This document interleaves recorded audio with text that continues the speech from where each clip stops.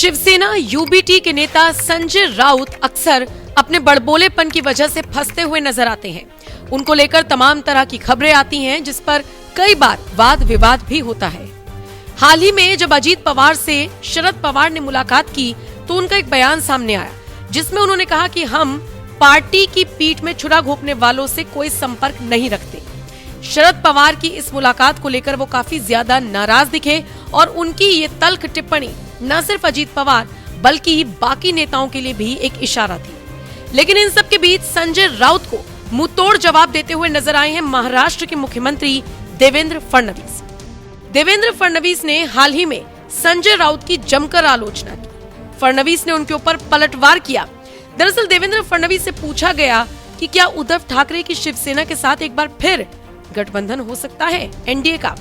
साफ तौर पर बोलते हुए फडणवीस ने इस गठबंधन की किसी भी संभावना से इनकार कर दिया। उनके बयान से साफ है कि बीजेपी कभी भी उद्धव ठाकरे की शिवसेना के साथ गठबंधन नहीं करेगी। फिर उनसे पूछा गया, आपका पसंदीदा उप मुख्यमंत्री कौन है?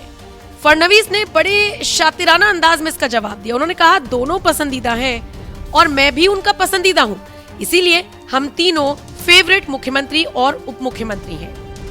इसी दौरान फडणवीस से संजय राउत को लेकर सवाल हुआ। फडणवीस भड़क गए। फडणवीस ने संजय राउत को जबरदस्त तरीके से रोस्ट कर दिया। उन्होंने कहा कि संजय राउत को तो खुद जांच कराने की जरूरत है। कई अच्छे मनोरोग अस्पताल खुल गए हैं, अगर आवश्यक हुआ तो हम सरकार की ओर से सभी खर्चे वहन करेंगे। किसी ने मुझे बताया कि अगर जरूरत पड़ी तो उन्हें सिंगापुर के किसी मनोरोग अस्पताल में भेजा जाएगा, जो कि बहुत अच्छी बात है। वहां का सारा खर्चा भी सरकार देगी। संजय राउत अच्छे से अपना मेंटल चेकअप कराएं, जरूरत पड़ेगी तो सारा खर्चा सरकार उठाएगी। ये कहते हुए देवेंद्र फडणवीस ने संजय राउत का जमकर मजाक उड़ाया। इसके अलावा इसी एक इंटरव्यू में फडणवीस ने आगे कहा, संजय राउत को मनोचिकित्सक के पास जाकर इलाज करवाना चाहिए। नागपुर हिंसा के बारे में भी फडणवीस ने बात की, जिसमें उन्होंने कहा कि सोशल मीडिया पर कुछ पोस्ट बांग्लादेश की भाषा में है। अभी इस बारे में बात करना ठीक नहीं होगा। जांच जारी है। हालांकि इस बात के संकेत मिले हैं कि ये एक व्यापक साजिश का हिस्सा था। इसके बाद उन्होंने दिशा सालियान मामले पर भी अपनी राय रखी, जिसमें उन्होंने कहा, सरकार स्पष्ट है कि सरकार का अगला रुख इस बात पर निर्भर करेगा कि अदालत में क्या होता है। ये सरकार या पुलिस स्तर का मुद्दा नहीं है, ये अदालत का मुद्दा है।